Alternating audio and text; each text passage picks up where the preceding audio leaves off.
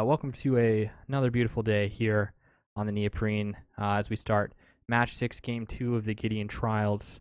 I'm behind a patch, looking to make it up here.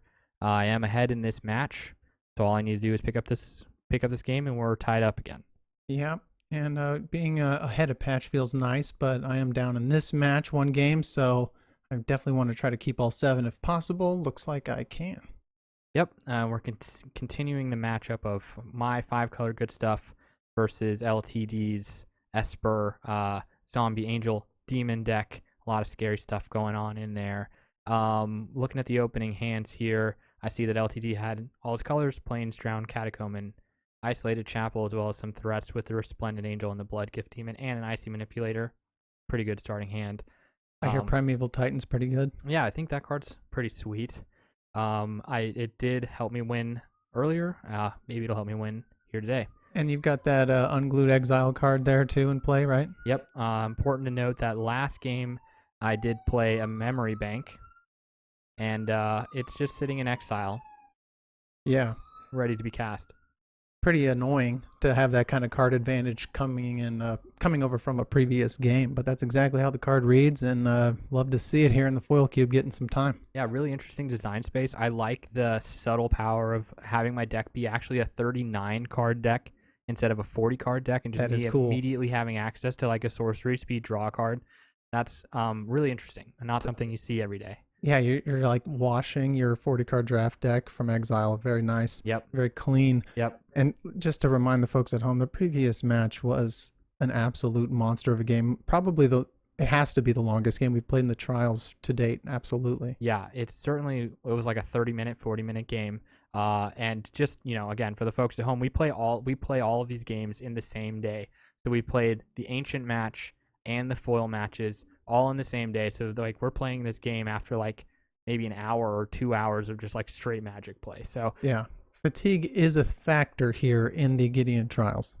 Yep, and just like any competition, right? Like you got to have the endurance for it. That's what we do. And we're basically athletes. Mental athletes. I think we're just straight up athletes. Pretty powerful starts here. I like seeing the Deadly Recluse and the Imposter of the Sixth Pride. That's like a nice set of like 2 drops, and then the Resplendent Angel coming down turn 3 off of a castle, and the Isolated Chapel is pretty strong. It looks good, and it feels great to be on curve like that. I always love having some angel wings on my side of the field, but that Deadly Recluse is such a little bastard. He is such a good blocker. I can never get over it. Yeah, Deadly Recluse, I mean, what a great common. He does so much more than what he looks like he does. I do like the line of slamming the angel and then swinging in with your imposter to be like, look, don't block me, man. You're going to want to save that to block the angel, which is exactly what I did, and I just took the damage. So it's a pretty aggressive line, one I like seeing. Yeah, I played that right. But, you're online here. Cultivate, very nice. Yep. You're getting that card advantage, and your deck shrinks even more. Yep. So It did spend a lot of life to get that play done with the Shockland and the Mana Confluence pinging me for the green. But it's going to help me fix my colors for the rest of the game. Yeah, I'd love to see you down 7 life so soon. Gives me a lot of confidence, but you got to be careful. Just because you're ahead in the beginning doesn't mean that you don't have to do anything to hold on to that lead as you go into the mid and into the late game. Yep, well said. Grabbing a island and a swamp off of the cultivate there. In these 5-color decks, like the decisions you make on what basics you pull is pretty consequential. So you have to think pretty hard about what you're grabbing there. I know that I want some damnation mana, certainly, if I need that. So that's why I'm grabbing the black. So see what I got over here. I mean, I'm really just trying to keep the pressure on at this point, and if I don't cast a creature next, I hope I have something else that's going to be somewhat of a permanent board state advantage for me. I do have that icy. I absolutely love the icy, but right now I'd really rather have a body. Yeah, I mean, this is still a really good curve, though. Like turn 2, turn 3, turn 4, all like really impactful things.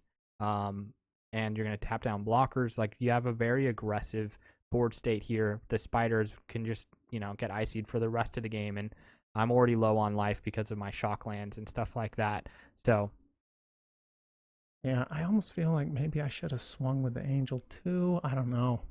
Sometimes I think too aggressively, but that time I decided to just swing with the 3/1 on the ground.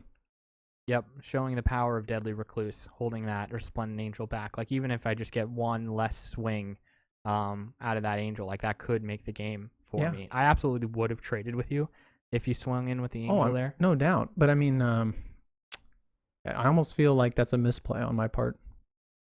Yeah, that's the kind of stuff you see when we review the games, which is fun. You know, I love doing that.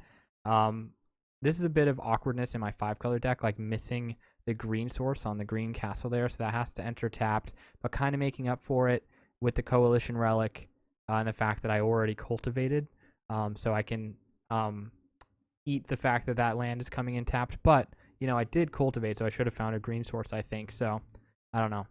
Right. I'm being very careful with my mana here. I don't want it to enter tap. The mannequin, I always forget I can play that at instant speed, but I have the mana up to icy down that Spidey, come in for 6, right? And then still have instant speed mannequin, but I don't have any targets right now. Right. But that's still a really aggressive line. Like, and I'm certainly on the back foot because of that IC manipulator. Like, I'm down with just creatures on board, and one of my creatures is just going to get tapped because of IC manipulator, and I'm at 4. So this could be a short game here today. That's what I'm shooting for. I mean, the pressure's on me to get to game 3. Yep. And I for sure want to get that patch win here today, especially after the grind of a game we just came off of. And it would be sweet to win Ancient and Foil back to back. That always would be considered huge in the advancement of either one of us in the trials. But what's that little blue guy again there you got? Yeah, so I'm floating a blue off the Coalition Relic. Oh, nice, nice. Yeah. Love the use of the patches for that. That looks nice. Yeah, really nice to help us remember our plays.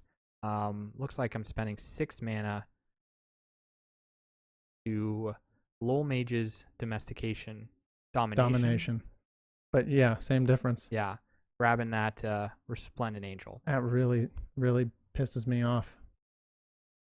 Yep, this is still very risky because on board you have a 3-power creature, an Icy Manipulator. I only have 1 blocker with the Deadly Recluse, so I could be going down to 1 here. Yep, if I only had just a little bit of direct damage, any way to get through something right now, but I don't. Yeah, this is probably a line I wouldn't have taken in game 1, but since this is game 2 and I know what you're running, I know it's very unlikely that you're going to have, you know, a burn spell in your Esper deck. Yeah, you expect that, and you do know I have counter kind of stuff too, and Yeah. so I mean, you got to be aggressive, but also we're a little bit taking our time with this and trying not to rush things. But the Blood Gift Demon can get me like a little bit of damage in, but now you've got my Resplendent and you have the mana to use it, correct? So Yep. I have the mana to use it, and that Blood Gift Demon is threatening the game right now. Like, you just ping me at your upkeep, and that's it. Right. So I'm floating a white with the Coalition Relic. I need that to sink into your Resplendent Angel because I'm looking at that card being like, okay, I want to gain some life. I don't want to be at 1 with a Blood Gift Demon on the field. Right. So now you give Resplendent lifelink. It's a delicate process here, like finding all of the whites required to activate that Resplendent Angel. I had to use the counter, the Coalition Relic, and then I had 1 other white land. I can't use the Mana Confluence because I'm at 1, so that land is like basically useless to me. Right. So I like just barely had enough resources to get the lifelink on the Angel. And then you pump it up with Rancor, get an extra 2, and that's very nice. Yeah, I just need to get as much lifelink damage in as I can to help me, keep playing this game. Mm-hmm. Well, I'm really glad that I drafted the card that you needed to stay in this game right here. Yeah, thank you so much for putting that on the neoprene. I very much appreciate that. It's getting to the point where you can almost see that Gideon coin. You can almost taste it. You want it so bad. And a match like this is not a match you want to lose, but I am ahead, and I'm feeling confident at this point. And then you get that Rancor back, of course, so why not make that Spidey a little bit bigger? Yep, I love the Death Touch Trample on the Deadly Recluse. I mean, just look at the work that Deadly Recluse is doing right now. So much. And he always does. I mean, that card just does not disappoint. I've got to give him MVP for this match. Yeah. Too bad he doesn't have flavor text. Right. So at least now, though, I do have some targets in the graveyard for my makeshift mannequin. That 4-mana instant just takes a creature target in the graveyard and then makes a token of it for you. So it's pretty nice. Yeah, that's pretty good. Going to help propel you into the mid game here. I'm still on the ropes. I mean, I did have a good turn last turn, gaining 7 life, but I was at 1, and I'm still behind. Fortunately, I'm up in in this match, so I have a little bit of wiggle room. But I would very much like just to close this one out quickly and tie back up on patches, so I'm that much closer to the Gideon coin. Yeah, well, you resurrected yourself from this game here. I mean, you were down to 1. Normally, 10 minutes in that situation, you'd be done, but you managed to bring it back here, and now we've got another struggle for this game too. Yep, definitely. As my old 5th grade teacher would say, I made it through by the skin of my teeth, barely making it. Really, everything worked out for me there. I needed 3 white, barely could get 3 white. Needed lifelink, got lifelink from you. You know, like I'm barely making it. And then getting that maze out, yikes, that is so impactful. Yeah, this is a pretty good turn. It's like, okay, well, here's a Maze of Ith, bang, Primeval Titan, pass. Yeah. There goes my confidence. Yeah. Yep. I mean, we saw this same interaction before, but I love the Maze of Ith with makeshift mannequin, making it so you can't swing with the demon. You know, I really, really like that. Maze of Ith and Icy Manipulator are really good counterparts, like allowing me to catch back up after you tap my creature, my blockers down. I can get rid of your attackers with the Maze of Ith. So that's really going to help counteract the Icy Manipulator. Absolutely. I thought I had this game in the bag. I was already starting the car, and sure enough, now it's on the ropes for me. I mean, just what a turn of events. Yep, you had the Gideon coin just basically already, in your hands, and I'm here trying my very best to keep it away from you. Well, I mean, it's never over till it's over. Exactly. There's a Shapeshare, nice little mimic, quite powerful, can copy anything on the board. Yeah, not the kind of card I normally play with, that is to say the least, but it is a very interesting card, has a lot of potential, especially on this kind of a battlefield. Yeah, I really like the look of your side of the battlefield right now. Like with these 2 changelings, you're basically playing a zombie deck or a demon deck, like it's pretty cool.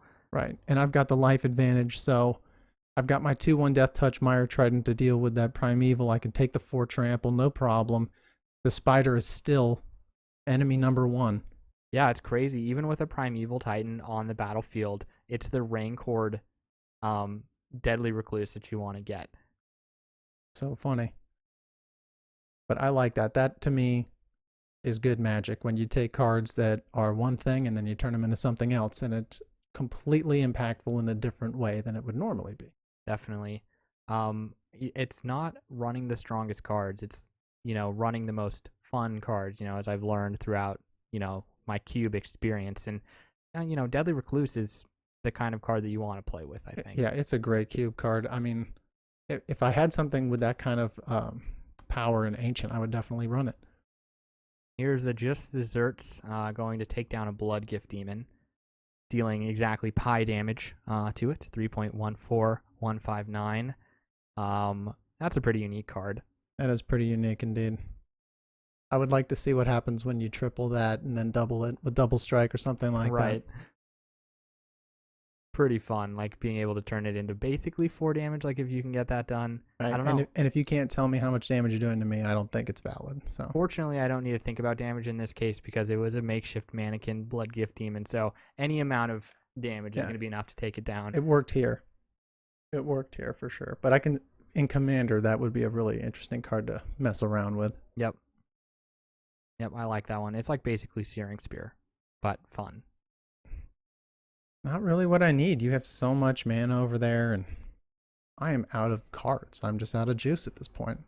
Yep, and you're staring down the barrel of a Primeval Titan and an Archangel of Thune. Yeah, no problem. Yeah, not looking good. Yeah, the tables have turned in my direction. Hopefully I can close this out. I mean, an Archangel of Thune and a Primeval Titan will end the game relatively quickly. I do have to get through that Mire Triton, though. So on the ground, my Primeval Titan is vulnerable. Mm-hmm. And you can just Icy Manipulator my Angel. So even though it looks like I have a lot of power, you have a lot of answers already on board with a counterspell in hand as backup. Not bad. And I can copy something. I don't know. I mean, a lot of options. Yeah, you're picking the Deadly Recluse there.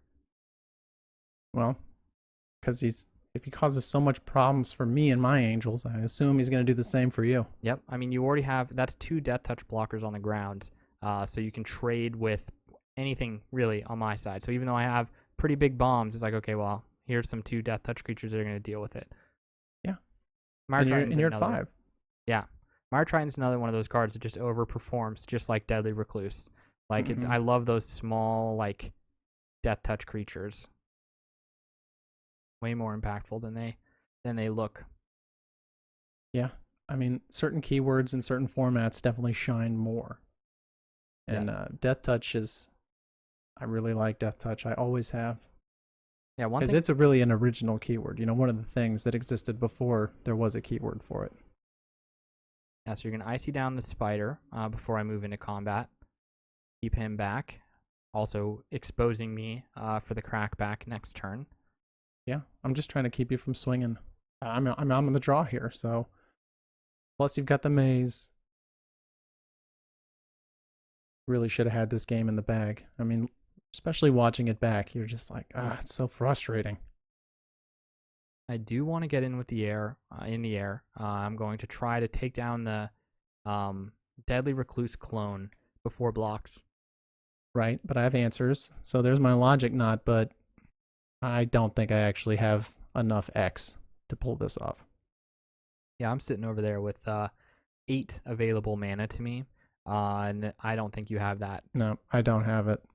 So I'm thinking at this point, okay, great, I'm just screwed then. I mean, if I can't counter that, then I'm shields are down, and I'm gonna lose this game right quick. So again, I'm really tired at this point. So once I committed to this line, it's almost like I just forgot about the fact that I could make the changeling something else. Yeah, this is a it actually kind of shows both of us being fatigued. Like me spearing the Shapeshare with you having 3 mana up was a bad play. Because you could just turn it into a Primeval Titan or turn it into an Angel if you want to keep the blocker, and you can do that, and now the Searing Spear doesn't do anything. We just got hung up on the counterspell play and forgot. Yeah, it happens. Yeah, and I think I'm just kind of visibly a little flustered about it too, but it's just I distracted my own self and made an error. Even if you made the first error, I compounded it. So Right. It works out in your favor. It's part of the game. I'm not surprised to see it happening in this sort of a format where we're playing so many games over so much time. Yeah. And it's a casually competitive cubing. I mean, we're not professional players. I mean, we love the game and we play it all of the time, and but I'm not like a WPT pro or Right. anything like that. So yeah, I will make mistakes, but I don't think I would have made a mistake like that in my cube. So that's definitely something to say about fatigue, because we are bona fide legitimate athletes in my opinion. And secondly, it's a thing about cube design. Yep, definitely. That was a pretty big play though. Like getting in with the Angel puts a +1/+1 counter on my team, which is going to really start making this clock pretty quick, 2-3 turns at most. And I'm actually gaining life, so I'm making it harder for you to kill me at the same time. Yeah, really impactful. Get that life gain in there in your 5-color goodness. And what do you think about Archangel of Thune, like as a cube card? Is it too good? It's a nuclear bomb. I mean, it's super good, but I wouldn't cut it as long as you don't see it just break game after game, right? And I don't think we see that.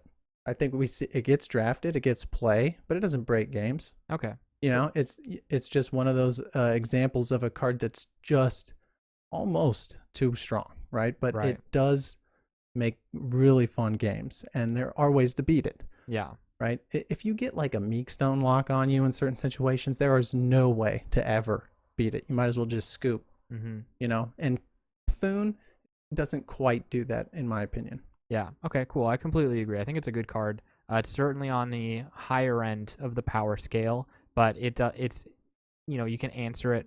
It's not a complete lockdown. But getting a couple hits in, I mean, now look at these life totals. That's Yeah, just it's two just a complete swings, swing. Yeah, just two swings with the Archangel of Thune. but when you know you're on the draw, and especially if you make just one error, uh, that's all it takes. Sometimes in a game that you should have had, you lose. Yep. Yep. I mean, I was all the way down at one a couple turns ago. One mistake later, Yep. and now the game looks like it's going to be mine. Yep. Draw a swamp, and I've got nothing. So that's concede time. Good game, my friend. Good game. See you next time. See you next time.